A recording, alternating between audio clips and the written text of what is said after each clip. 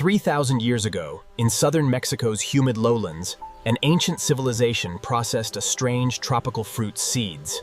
They mixed these seeds with water and chili peppers, creating a bitter, foamy drink believed to connect them to the gods. This civilization, the Olmec, invented a drink that would become the planet's most craved food product. Generating over $130 billion annually, this sacred jungle ritual transformed into the candy aisle product we know today. Its journey is one of the strangest and most unlikely stories in human history. To understand chocolate's origins, we must go back to roughly 1500 BCE, to the Olmec civilization. Known as Mesoamerica's mother culture, the Olmec thrived in Gulf of Mexico lowlands, carving massive stone heads. These people carved massive stone heads. Deep in their territory, cacao trees grew wild in the rainforest's shaded understory. The Olmec discovered a process that would change civilization, fermenting the pulp around cacao seeds. Then, drying and roasting them, they could be ground into a paste, yielding a drink unlike anything else. Archaeological evidence of cacao use comes from pottery vessels found in Honduras and Belize. Residue traces date back over 3,000 years. For the Olmec, this was no casual beverage. This was sacred. When the Olmec declined, their cacao knowledge did not disappear. It passed to the Maya, who made chocolate even more central to their culture. The Mayan word cacao is our modern cacao. For them, this drink was woven into every important life moment. Births, marriages, funerals, religious offerings. Cacao appeared in Maya art, hieroglyphs, and creation myths. The sacred Maya text, Popol Vuh, describes cacao as a food the gods used to create human beings. They believed humanity was literally made from it. Maya chocolate was a thick, bitter, sometimes gritty drink made from ground cacao paste, water, cornmeal, chili peppers, and vanilla, unlike ours. They poured it back and forth to create a prized foam layer.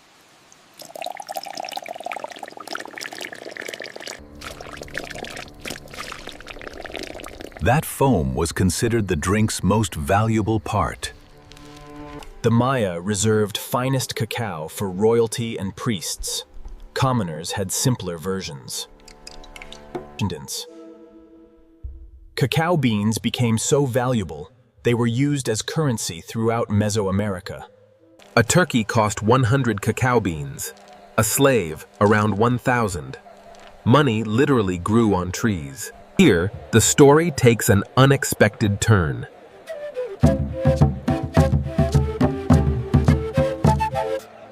By the 1400s, with the Aztec Empire's rise, cacao became the most prized commodity. The twist: cacao trees couldn't grow in Tenochtitlan's dry, high-altitude climate. The Aztecs built a sophisticated civilization, yet couldn't grow their own chocolate. So, like empires, they conquered cacao-growing regions, demanding it as tribute. Massive cacao quantities flowed into Tenochtitlan from conquered provinces, with estimates of 200 loads annually. Each load weighed roughly 50 pounds. The revered leader reportedly drank 50 cups of chocolate daily from golden goblets. The Aztec version, chocolatl, translated to bitter water. Like the Maya, the Aztecs believed cacao was divine in origin. Their myth: Quetzalcoatl brought cacao to earth and was punished for sharing it with mortals. Chocolatl was linked to wisdom, power, vitality. Warriors drank it before battle, priests in ceremonies. Offered to sacrificial victims, chocolate wasn't candy. It was blood, spirit, and empire in one cup. Then, in 1519, Hernán Cortés arrived in Mexico with 500 soldiers, and everything changed. The expedition leader and his men first encountered the indigenous court, reportedly offered cups of chocolatl. The Spanish hated it. The bitter, spicy drink was nothing like European tastes, described as fit more for pigs than people. The commander wasn't interested in taste, but economics. He realized cacao beans were an empire's currency. Controlling cacao meant controlling wealth. After the Aztec Empire's fall in 1521, Spain began shipping cacao beans home. But a crucial detail was missed. Spanish nuns in colonial convents began experimenting with the cacao recipe. They added sugar, cinnamon, vanilla, and served it hot. The bitter Aztec drink transformed. It became sweet, warm, and dangerously addictive. Spain kept this modified recipe a secret for nearly a century. While Europe remained unaware, Spanish aristocracy privately obsessed over this new luxury drink. The secret spread. By the early 1600s, chocolate reached Italy, France, and England, captivating European elites. Một nữ hoàng quyền quý, rất say mê thức uống này, đã thưởng thức sô-cô-la nhiều lần mỗi ngày. The French court followed, making hot chocolate fashionable at Versailles. In 1657, London's first chocolate house opened. The Spanish hated it. The bitter, spicy drink was nothing like European tastes, described as fit more for pigs than people. People discussed business, gossiped, and drank sugared hot chocolate. A notable chronicler of the era visited these bustling cities. Political factions used chocolate houses as headquarters. Famous institutions, like White's Kits, began as hot chocolate shops. White's became an exclusive gentlemen's club, still operating. Doctors across Europe also prescribed chocolate as medicine. Recommended for stomach ailments, fatigue, and melancholy, it might not have cured, but it made patients happier. Chocolate had a problem. For 2 centuries, it was an expensive, labor-intensive drink. Beans were roasted, shelled, ground by hand into a thick, gritty paste, difficult to dissolve. Chocolate remained a rich luxury, needing cheaper, easier production methods. In 1828, Dutch chemist Coenraad van Houten invented a hydraulic press to extract cocoa butter from roasted cacao beans. The dry cake pulverized into fine powder. Van Houten treated it with alkaline salts to reduce bitterness, a process still called Dutching. This was a massive breakthrough. Cacao, once a luxury, could now be produced faster, cheaper, and in greater quantities. Cocoa powder dissolved easily, making chocolate drinks smoother, cheaper, and accessible to ordinary people. Van Houten's invention did more. Separating cocoa butter and solids, he made solid chocolate possible. This changed everything. In 1847, J.S. Fry & Sons mixed cocoa powder, sugar, and melted cocoa butter. They called it eating chocolate, the first modern bar. After 3,000 years as a drink, it became a solid you could hold and eat anywhere. The human-chocolate relationship shifted instantly. The next 30 years brought an explosion of innovation, like a highlight reel of candy shelves. In 1875, Daniel Peter, a candlemaker, spent 8 years trying to mix milk with chocolate. Water and milk caused the chocolate to seize and become grainy. The chocolatier couldn't perfect it. A resourceful associate then introduced him to powdered condensed milk. The chocolate... This collaboration eventually led to a significant food enterprise.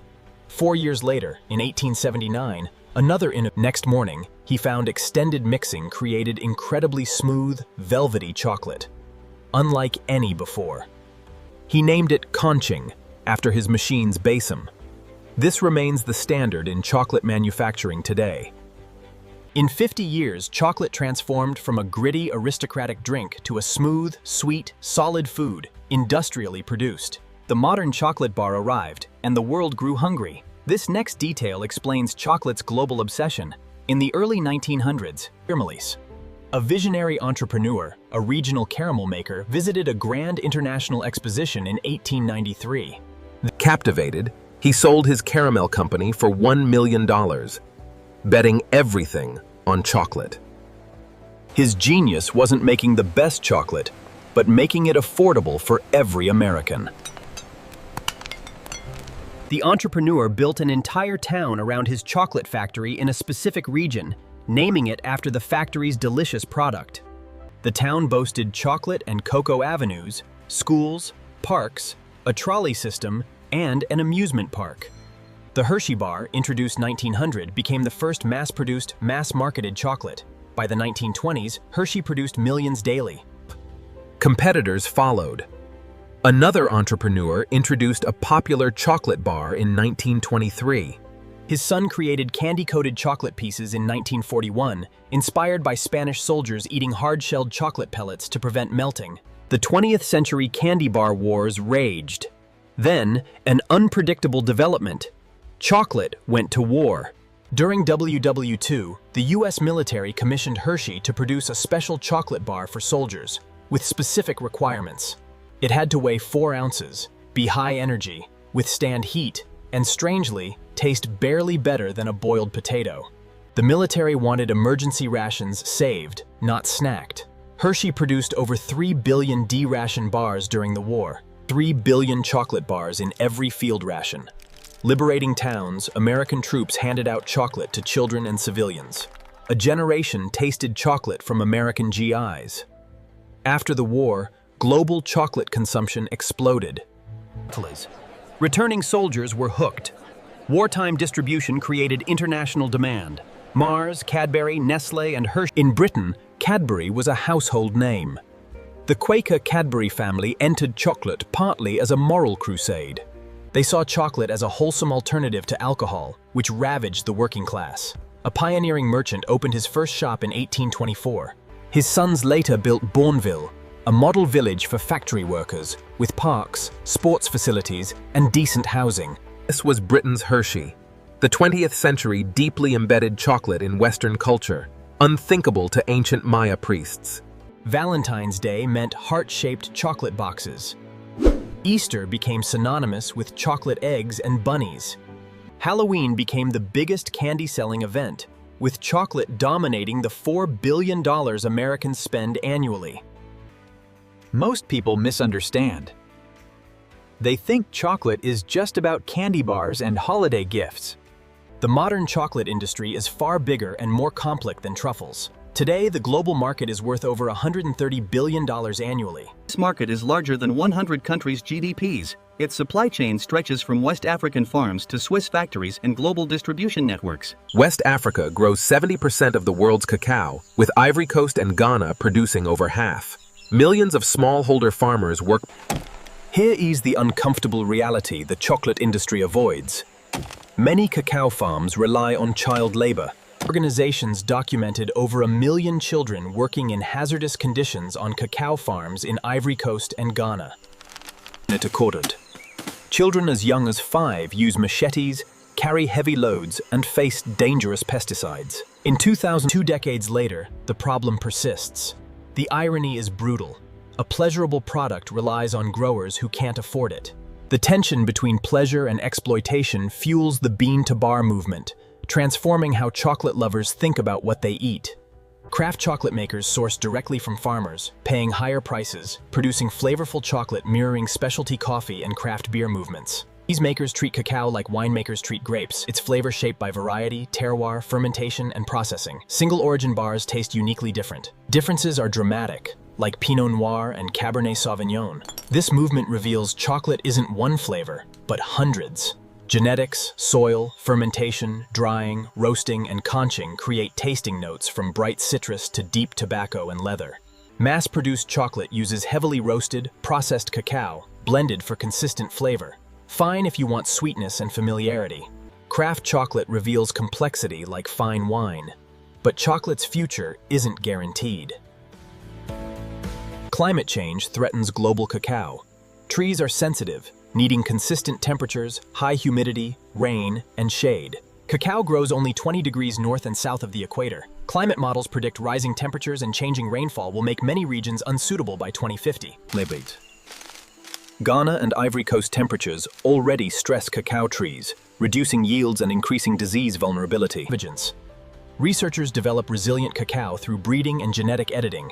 Others experiment with new growing regions like southern India, temperatures. Some companies invest in lab-grown chocolate alternatives, replicating cacao flavor without beans. Scientists ferment other from a divine jungle fruit. Chocolate became empire's currency, king's pleasure, industrial fuel, soldiers' comfort, and the planet's most craved flavor. Chocolate served as money, medicine, ritual, weapon, and gift. It built fortunes, destroyed ecosystems, and connected cultures across millennia. Ancient Olmecs couldn't imagine their sacred drink freeze-dried, molded into bunnies, stuffed in croissants, drizzled on ice cream, or sold in airport stores. Despite changes, chocolate's captivating power remains, rooted in cacao's compounds, just as it captivated the Maya. Theobromine, phenylethylamine, anandamide, and over 600 flavor compounds trigger a unique brain response no other food matches. Scientists found chocolate cravings uniquely intense because it hits multiple pleasure pathways simultaneously, beyond just sugar or fat. It's the cacao bean's chemical cocktail, perfected by evolution over millions of years, stumbled upon by humans 30 centuries ago. From sacred ritual to global obsession, chocolate's story is about humans discovering something too good to forget.